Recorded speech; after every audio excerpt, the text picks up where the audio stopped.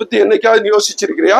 அந்த வானம் எதுக்காக நான் படைக்கப்பட்டது? அவலா எழுநூறு இலில் கைபகுலு வா இல சமாய் கைபருபியத் வா இல ஜிபாலி கைபனுசுபர். அடுத்தது வானத்தை பத்தி சொல்லிட்டு அடுத்தது சொல்றான், மூணாவது விஷயமா சொல்றான், இந்த பூமியில மலைகளை நான் ஊண்டி வச்சிருக்கிறேன்னு. இந்த மலைகளை பத்தி என்னைக்கா சிந்திச்சு இருக்கிறீங்களா? அந்த மலை எதுக்காக நான் ஊண்டப்பட்டது? எதுக்காக அந்த மலையை அதை ஊண்டப்பட்டு அதுல தாவரம் செடிகளை பல மரங்களை உருவாக்கி அதை உங்களுக்காக எவ்வளவு நல்ல விஷயங்கள்லாம் படைச்சிருக்கிறேன்னு சொல்லி என்னைக்கா யோசிச்சு பார்த்தீங்களா? இந்த மலைகளை நீங்க போகும்போது பார்க்கலாம். இன்னைக்கு இமயமலையா இருக்கட்டும், நம்ம ஊர் பக்கம் இருக்கிற எந்த கேரளா பக்கமா இருக்கட்டும், எந்த ஊரா இருக்கட்டும், அந்த மலையில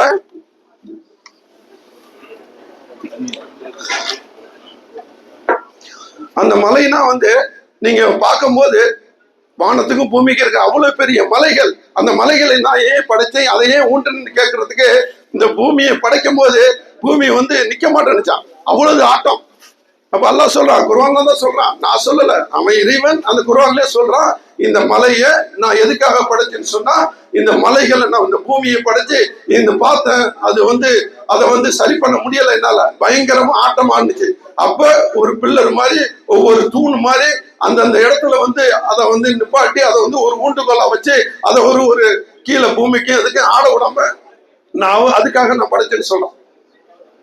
மலைகளை எதுக்காக படைச்சங்கிறது அதோடைய லிஸ்ட் ரொம்ப வருது, எல்லாத்தையும் இப்ப சொல்ல முடியலங்கிறத நான் ஒரு சாதாரண விஷயமா சொல்றேன். இந்த 4 விஷயத்த இவன் சொல்லிட்டு இந்த குர்ஆனையும் பாரு, என்னையும் பாரு, யாரு இதுல என்ன விஷயம் உங்களுக்கு தெரியும் அப்படின்னா, உண்மையான கடவுளா, உனக்காக நான் படைக்கப்பட்ட கடவுளா, உன்னை நான் படைக்கப்பட்டேன், அது எதுக்காக படைக்கப்பட்டேன், எதுக்காக இந்த குர்ஆனை அனுப்பினேன், எதுக்காக இந்த நபியை அனுப்பினேன், எதுக்காக இந்த நோன்பு வைக்க சொல்றேன், இதையெல்லாம் ஒரு நல்ல விஷயத்துக்காக நான் செய்யறேன்.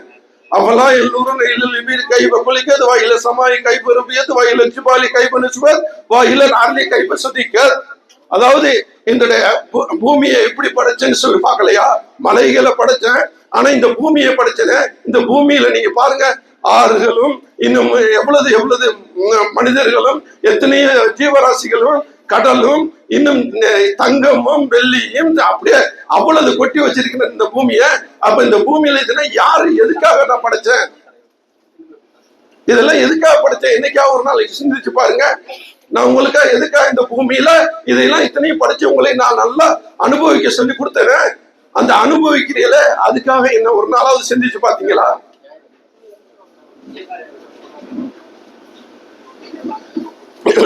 அதான் ஒவ்வொரு நாளும் உங்களுடைய ஒரு நாள் எந்திரிச்சுன்னா, நீங்க காலையில எந்திரிச்சா மாலை உங்களுக்கு சொந்தம் கிடையாது. நபிகள் சொல்லியிருக்காங்க, காலை எழுந்தால் மாலை உனக்கு சொந்தம் கிடையாது. மாலை நீ தூங்குனீன்னா, இரவு தூங்க போனீங்கன்னா நாளை காலை உனக்கு சொந்தம் கிடையாது.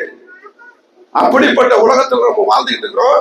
அப்போ நமக்கு நிறைய படிப்பினைகள் இருக்கிறது. இந்த குர்ஆனை நீங்க பாருங்க, பகவத்கீதையும் அதுலயும் படிங்க. நீ இந்துவா இருந்தா பகவத்கீதை ஃபுல்லா படிங்க, ஒரு கிறிஸ்டினா இருந்தா நீ பைபிள படி, ஒரு முஸ்லீமா இருந்தாலும் நான் சொல்லலாம், முஸ்லீமுக்கு மட்டும் இல்ல, இந்த குர்ஆன் எல்லாரும் படிக்கணும். அதையெல்லாம் படிச்சுட்டு கடைசியா இங்க வாங்க, இந்த குர்ஆனுக்கும் பைபிளுக்கும் ஒத்துமை இருக்கு, இந்த குர்ஆனுக்கும் பகவத்கீதைக்கும் ஒத்துமை இருக்கு, இந்த குர்ஆனுக்கும் தவறாதுக்கும் ஒத்துமை இருக்கு. ஏன் அதெல்லாம் மக்களால மாற்றப்பட்டு போயிடுச்சு. ஏன் மாற்றப்பட்டுச்சு? வட்டி கூடாது, இஸ்லாத்துல வட்டி கூடாது. ஆனால் அன்னைக்கு உள்ள யூதர்கள் வட்டி வாங்கி தான் அவங்களுக்கு வாழ்க்கையை நடத்தினாங்க. அப்ப அவங்க தௌராத்துல வட்டி வாங்க கூடாதுன்னு சொல்லி இருந்தத அதை ஏத்துக்கல அவனுவா. அப்ப என்ன செஞ்சானுவா, அது கடவுள் இறக்குற வேதமா இருந்தாலும் அவன் வட்டி வாங்கிக்கலாம்னு சொல்லிட்டு மாற்றப்பட்டுச்சு. இப்படி ஒவ்வொரு வேதங்களும் மாற்றப்பட்டதுனால இன்னைக்கு இந்த குர்ஆனை கரெக்டா இருக்கிட்டு, நீ வட்டி வாங்கக்கூடாது, நீ கொலை பண்ணக்கூடாது, நீ விபச்சாரம் பண்ணக்கூடாது, நீ திருடக்கூடாது, நீ பொய் சொல்லக்கூடாது, நீ யாருக்கும் துரோகம் பண்ணக்கூடாது, உன்னை பெற்ற தாய் தகப்பனுக்கு கடைசி வரைக்கும் நீ பாத்தீங்கன்னா அவங்க காலடியில் தான் உனக்கு சொர்க்கம் இருக்குன்னு அல்லாஹ் தஆலா சொல்றான், இந்த குர்ஆன்ல சொல்றான். எப்படி சொல்றது தெரியல. ஏன்னா நம்ம ரொம்ப பேர் பாக்குறோம். நான் முதியோர் இல்லம் நடத்துறேன், உங்களுக்கு எல்லாருக்கும் தெரியும், 2 வீடியோ எல்லாம் பார்த்துருப்பீங்க. அந்த முதியோர் இல்லத்துல போய் பார்த்தீங்கன்னு சொன்னா எல்லாம் வசதிக்காரங்க, எல்லாம் 4 ஆம்பளை பிள்ளை பெற்று எல்லாரும் அமெரிக்காவிலையும் லண்டன்லயும் இருக்கிறான். அந்த அம்மா அங்க முதியோர் இல்லத்துல அழுதுகிட்டு இருக்கு. இதையெல்லாம் பார்க்கும்போது நம்ம எப்படி சொல்றதுன்னு தெரியல. ஏன் பயம் இல்லை? போன ஜெனரேஷன் வேற, இந்த ஜெனரேஷன் ரொம்ப மோசமா நடந்துட்டு இருக்குது. போன ஜெனரேஷன்ல இறைவன் தான் பயம் இருக்கும். இந்த ஜெனரேஷன்ல இறைவனை பத்தி நினைப்பே இல்லை. பள்ளிக்கு போறது பயம், கோயிலுக்கு போறது பயம், யாருமே போறது கிடையாது. அம்மாவை சரியா கவனிக்கிறது, அண்ணன் தங்கச்சிகளை ஒற்றுமை இல்லை, எந்த ஒற்றுமை இல்லை. அப்போ ஏன் கடவுளுடைய பயத்தோட பிள்ளைகளை நம்ம சரியா வளர்க்கல? அந்த பிள்ளைகள்லாம் இன்னைக்கு நாசமாகிக்கொண்டு இன்னைக்கு ஸ்கூலுக்கு போற பிள்ளைகள் தன்னுடைய பாட்டில் சாராயத்தையும் கஞ்சாவையும் அதையும் எதையும் எடுத்துக்கிட்டு இன்னைக்கு ஸ்கூலுக்கு போயிட்டு இருக்குது. அப்ப எப்படி உருப்படும் இந்த ஸ்கூலு? எப்படி இந்த ஜெனரேஷன் உருப்படும்? என்னைக்கா யோசிச்சீங்களா? அன்பு சகோதரில உங்களை எல்லாருக்கும் நான் சொல்றேன், தன்னுடைய பிள்ளை ஒரு தப்பான வழியில போயிடுச்சுன்னா அதுக்கு காரணம் அந்த பிள்ளை இல்ல, நீங்க வளர்த்த வளர்ப்பு சரியில்லை. நாளைக்கு கடவுள் சொல்றா, நீ பிள்ளைய சரியான வளைக்கலன்னு சொன்னா அந்த பிள்ளை படுற அந்த பிள்ளை நரகத்துக்கு போயிடுச்சுன்னா நீனும் அதான் காரணம். நீ வளர்த்த சரிப்பு இல்ல, நீ சரியில்லாதனால நீனும் நரகத்துக்கு போன தள்ளி விடுவாங்க. உங்களுடைய பிள்ளைகளை சரியான வளர்ப்பை நீங்க வளர்த்துட்டீங்கன்னு சொன்னா முதிய நிலத்துக்கு நீங்க போக வேண்டியதில்லை. கடவுள் பயத்தோடு யார் வளர்க்கிறாங்களோ அவர்கள் பிள்ளைகள் நம்மளோட சேர்ந்து நோன்பு வைக்க, நம்மளோட சேர்ந்து தொழுவு, நம்மளுக்கு நல்லதை செய்ய, நாளைக்கு நம்மளுக்கு சொர்க்கத்தை கொண்டு போய் காட்டும்.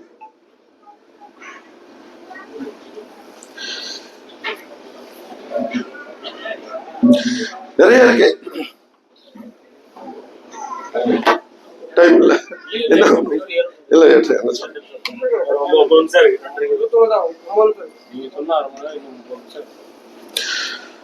சரியா? இந்த சைத்தான் ஒண்ணு இருக்கிறான், இந்த நோம்பு நேரத்துல கட்டி போடுறாங்க சைத்தான். பாக்கி 11 மாசம் அது ஓபன் பண்ணி விட்டுருவான், இந்த 1 மாசம் கட்டி போடுறான். ஆனால் இந்த 1 மாசம் கட்டி போட்டாலும் இந்த 11 மாசம் பண்ற வேலை இருக்கு பாருங்க, உங்களுக்கு தெரியும். சைத்தானை பத்தி தெரியும். அந்த சைத்தான் நம்மள எந்த வழியில எப்படி கெடுக்கணுமோ அந்த வழியில கெடுப்பான். அது எந்த வகையில வேணாலும் கெடுப்பான். நண்பர் மூலமாக, பெண்கள் மூலமாக, நம்ம அணுகிற நகைகள் மூலமாகவும், நம்ம போடுற ட்ரெஸ்கள் மூலியமாகவும். அஜய் சொன்னாப்புல, நம்ம பிரசாதி சொன்னாப்புல, என்ன கடைசி காலம் வரும், ஆடை அணிந்து நிர்வாணமாக இருப்பார்கள். கடைசி காலம் வரும், கியாமத் நாள் நெருங்க நெருங்க ஆடை அணிந்தும் அவர்கள் நிர்வாணமாக இருப்பார்கள். அது இப்ப ட்ரெஸ் பார்க்கலாம், அவ்வளவு மோசமா நடந்துகிட்டு இருக்குது. இப்போ கடவுள் இப்ப இறைவன் சொல்றான், இப்ப உங்களுடைய ஆட்ட வேணாலும் கேட்கலாம், எப்ப வேணாலும் இறைவன் உங்கள்கிட்ட எந்த வகையில அது ஏதோ கனவுலையில் எப்படி எப்படி எந்த வகையில கேட்கலாம். நீ எனக்காக என்ன செய்தார்? உன்னுடைய வாழ்நாள்ல இத்தனை வாழ்நாளில இவ்வளவு நாள்ல எனக்காக நீ என்ன செய்தா? ஒரே வார்த்தை தான் கேட்கலாம். நீங்க எல்லாரும் கொஞ்சம் யோசிச்சு பாருங்க, நம்ம கடவுளுக்காக என்ன செஞ்சோம்னு சொல்லிட்டு. யாராவது ஒருத்தர்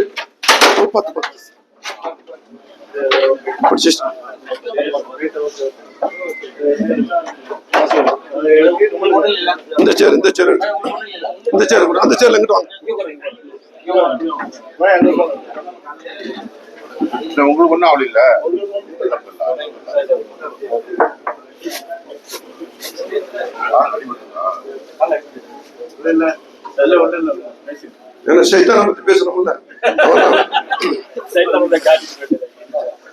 சரியா? யார்த்தையுமே எல்லாத்தையுமே கடவுள் கண்டிப்பா எனக்காக என்ன செய்தார், இதுதான் கடைசியில அல்லாஹ் நம்ம இறந்ததுக்கு அப்புறம் கேட்கப்படுகிற கேள்வி. அந்த கேள்வியில நீங்க தான் சொல்றேன். அப்போ நம்ம கண்டிப்பா ஏதாவது ஒரு நல்ல விஷயம் செஞ்சிருந்தா அது மூலமா உங்களுக்கு கண்டிப்பா சொர்க்கம் இருக்கு. 3 குகை தோழர்களுடைய கதையை பத்தி இந்த குர்ஆன்ல அல்லாஹ் சொல்றான். இதை நீங்க படிச்சவங்க பார்த்திருக்கலாம், இதே மாதிரி மக்கள் எல்லாருக்கும் பார்த்திருப்பாங்க, எல்லாரும் படிச்சிருப்பாங்க, அவங்களுக்கு தெரிஞ்சிருக்காங்க. தெரியாதவங்களுக்கு அதை நான் சொல்லிட்டு நான் இன்ஷா அல்லாஹ் என்னுடைய இதை முடிக்கிறேன். குகை தோழர்கள் அவங்க வியாபாரம் செய்யறதுக்காக மதீனாவுல இருந்து சிரியாவுக்கு போறாங்க. அப்படி சிரியாவுக்கு போகும்போது அப்படி பயணம் போயிட்டு தான் அவங்களுடைய, உங்களுக்கு எல்லாருக்கும் தெரியும், அப்போ உள்ள காலத்துல பாலைவனத்துல அங்க எங்கேயும் போயிட்டு வருவாங்க, மலைகள் இருக்கு, எல்லாமே இருக்கும். அந்த இதெல்லாம் தாண்டி தான் போக வேண்டியிருக்கும். அப்படி போகும்போது அந்த 3 குகை தோழர்களும் அந்த ஒரு மலையை தாண்டி போறாங்க. அப்ப சரியான புயலும் மழையும் வந்துருது. மழையும் புயலும் வந்தனால சரி கொஞ்சம் ஒதுங்குவோம்னு சொல்லிட்டு ஒரு குகைக்குள்ள போய் ஒதுக்குறாங்க. நல்லா கேட்டுக்கிறீங்க, இது இறைவன் அழகா சொல்ற ஒரு நல்ல ஒரு பாடம். இது எல்லாருக்கும் ஒரு அழகா பொருந்த. நம்ம இனி நம்ம வாழ்க்கையில் ஏதாவது நல்லது செஞ்சு ஆகணுங்கிறது அது இருந்துச்சுன்னு வைங்க, நீங்க ஒரு நல்லது செஞ்சீங்கன்னா அதை வச்சு நீங்க சொர்க்கத்துக்கு போயிட முடியும். இந்த 3 தோழர்களும் ஒரு குகையில போய் ஒதுங்குறாங்க. அந்த குகையில ஒதுங்கும் போது அந்த மலையும் காத்து வந்து என்ன செய்யுது, ஒரு பாறை, பெரிய பாறை உருண்டு வந்து அந்த குகையை மூடிப்படுது. இவங்க 3 பேரும் உள்ள மாட்டிக்கிறாங்க. முடிச்சுனா நம்ம கதை முடிச்சு. யாரா காப்பாற்ற போறது? கடவுளை தவிர எவனும் காப்பாற்ற முடியாது நம்மள. இனி நம்ம இறைவன் தான் நம்மளை காப்பாற்றணும். அந்த இறைவன்ட்ட தான் இனி நம்ம கேட்கணும். என்ன கேட்கணும்? இறைவன்ட்ட 3 பேர் பேசிக்கிறாங்க. நீ ஏதாவது நல்லது செஞ்சிருந்தா, இறைவனுக்கு நல்லது செஞ்சிருந்தா, அந்த நல்லது மூலியமா இந்த குகையை மூடப்பட்ட கல்ல திறக்க வைப்போம். நம்மளால முடிஞ்சது ஏதாவது செய்வோம். என்ன செஞ்சோம் நீ ஃபர்ஸ்ட் சொல்லுன்னு சொல்லிட்டு ஒரு முதல்ல உள்ளவனை சொல்றாங்க. அப்ப முதல்ல உள்ளவன் என்ன சொல்றான் தெரியுமா? நல்லா கேட்டுக்கிறீங்க. இப்படிப்பட்ட மனம்னா இந்த உலகத்துல இப்ப இல்லாம போச்சு. இந்த முஸ்லிமா இந்த என்ன சொல்ற இந்த இமாம்களுக்கு அது தெரியும். நிறைய பேசியிருக்கிறாங்க. எல்லாரும் கேட்காத அளவுக்கு இது ஒரு நல்ல ஒரு பாடம். நான் அதை முக்கியமா சொல்றேன். இந்த முதல்ல உள்ளவன் என்ன சொல்றான்? நான் ஒருத்தவனுக்கு நான் எப்பவும் போல நான் நிறைய பேர் வேலை பார்க்க வருவாங்க. அப்போ ஒரு வேற ஊர்ல இருந்து ஒருத்தன் வந்து அன்னைக்கு வேலை பார்க்க வந்தான். அந்த வேலை பார்த்தவன் அன்னைக்கு ஒரு நாள் வேலை பார்த்துட்டு இருக்கும்போது என்னிட்ட கூலி வாங்காம போயிட்டான். என்னட்ட அன்னைக்கு ஒரு நாள் கூலி வாங்காம போயிட்டான். நான் இப்ப வந்து கூலி கொடுக்கும் போது அவனை தேடுறேன். காணும், எங்கடா காணுன்னு கேட்கும் போது என்னன்னு தெரியல, எங்க அவசரமா போயிட்டான். அவ சொல்றாங்க அந்த ஒரு நாள் கூலி, அந்த ஒரு நாள் கூலிய அதை ஏமாத்துறவன் தான் ஏமாத்திட்டு போயிடலாம். ஏமாத்தல, நல்ல மனுஷன். அதுல குகையில மாட்டிருக்கு. அவன் சொல்றான் அந்த ஒரு நாள் அந்த தொகைய ஒரு ஆட்டுக்குட்டி வாங்கி விட்டேன். நல்லா கேட்டுக்கிறீங்க. அந்த ஒரு நாளுடைய கூலிய ஒரு ஆட்டுக்குட்டியை வாங்கி தன்னுடைய மந்தையில கொண்டு விடுறாப்புல. அதோட வளர்ந்து வருது. அந்த ஆட்டுக்குட்டி பெருசாகி அது குட்டி போடுது. அது குட்டி போட்டு அதோடைய 2 4 குட்டியாவது 4 10 குட்டியாவது அப்படியே ஆகி ஒரு மந்தையா உருவாயிடுச்சு. ஒரு குறிப்பிட்ட காலம் முடியுது. அப்போ அந்த மனிதன் மறுபடியும் திரும்பி இந்த ஊரு பக்கம் வரான். ஊரு பக்கம் வரும்போது அந்த மனிதன் வந்து அப்ப காசு ரொம்ப கஷ்டம்.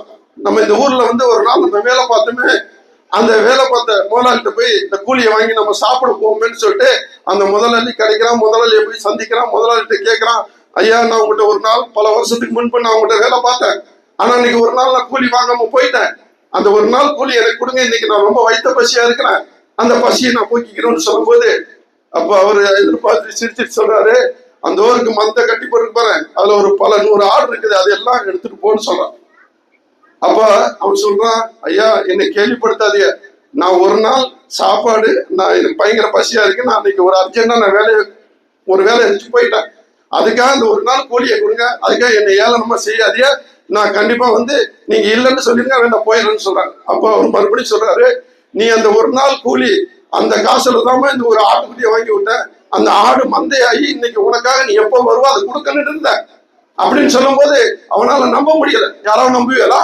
நம்ப முடியாது. அப்படின்னு சொல்றப்பல சத்தியமா இறைவன் மேல் சத்தியமா, அல்லா மேல சத்தியமா, இது உனக்கு உள்ள மந்தை தான், அந்த ஒரு நாள் உள்ள கூலிய அப்படியே நான் ஒரு ஆட்டை வாங்கி மந்தையோட விட்டு அதை பிரிச்சு விட்டு அது 2 3 10 20 100 கணக்கில் வந்திருக்கு, அதை எடுத்துட்டு போ, உனக்கு தான் சொந்தம்னு சொல்றான். அப்ப அவன் ஆச்சரியப்படான், இப்படிப்பட்ட ஒரு மனுஷனா இந்த உலகத்துல, இப்படிப்பட்ட ஒரு மனுஷனா யாராவது கொடுக்க மனசு வருமா? கொடுத்தான்.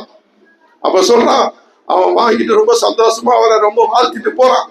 அப்ப அந்த குகையில இருந்து அப்ப சொல்றாப்புல, அந்த அந்த அந்த மனிதனுடைய அந்த ஆட்டு மந்தையை நான் திருடி இருக்க முடியும், நான் ஏமாத்தி இருக்க முடியும், யாருமே கொடுக்கல, யாருமே அதை பார்க்கல, இந்த நான் இறைவனுக்கு பயந்து அந்த ஆட்டு மந்தையை நான் உனக்கு ஒப்படைச்சேன், இறைவா என்னுடைய உயிரை காப்பாத்துறா, இந்த பாறையை கொஞ்சம் நகர்த்துறா, நாங்க வெளியாகணும்னு சொல்லும் போது அந்த பாறை நகர்ந்தாலும் வெளியே போக முடியல.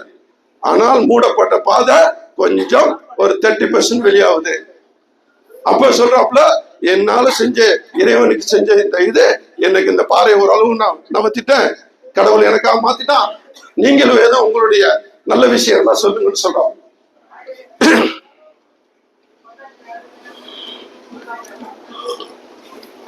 நீண்ட கதை தான் இது.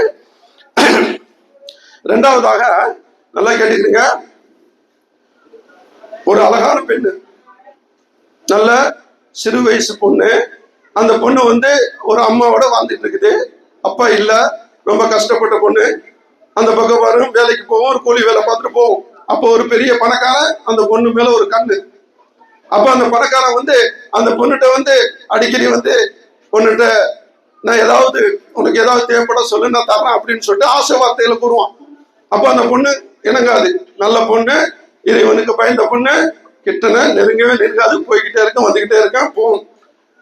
ஒரு நேரம் நீ கண்டிப்பா என்னை தேடி வருவா, அப்ப நான் உன்னை பாத்துக்கிறேன்னு சொல்லுவான். யாரு? அந்த பணக்காரன். அது போலவே ஒரு அவங்க அம்மாவுக்கு ஒரு பெரிய நோய் வந்துருது. அப்ப ரொம்ப பணம் தேவைப்படுது. அப்ப அங்கங்க தேடி பார்க்கறாப்புல முடியல.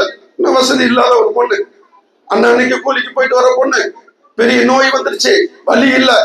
அங்க எங்க போய் கேட்குது, எங்கேயும் உதவி இல்ல. அப்ப இந்த பணக்காரன் தான் வேற வழி இல்ல, அவன்கிட்ட தான் போய் கேட்கணும். அப்ப அந்த பணக்காரன் போய் இந்த பொண்ணு எங்க அம்மா உடம்பு சரியில்லாம போச்சு, கொஞ்சம் பணம் எனக்கு தேவைப்படுது, எப்படி எங்க அம்மாவை காப்பாற்றணும்னு சொல்லுது. அப்ப அவன் சொன்னா, பத்தியா நான் சொன்னல ஒரு நாள் என்ன தேடி வருவா, கண்டிப்பா அப்ப நீ என்கிட்ட மாட்டுவான்னு சொல்லு. அப்ப அவன் ஒத்துக்கிறான். அந்த சொல்றான், நான் உனக்கு பணம் தர ரெடி, நீ எனக்கு என்ன தருவா? ஏவனும் நல்லா கேட்டுக்கிறீங்க, நீ எனக்கு என்ன தருவா அப்படிங்கும்போது, உன்னை நான் எதிர்பார்த்திருந்த இந்த தாரணம் வந்துருச்சு, இதை விட்டு எனக்கு வேற வழி இல்லை. அப்ப அந்த பொண்ணு என்ன கேட்கிறான்னு, நான் உன்னோட ஒரு நாள் இருக்கணும், எனக்கு அதுக்கு நீ சம்மதிச்சா நான் பணம் தர்றேன்.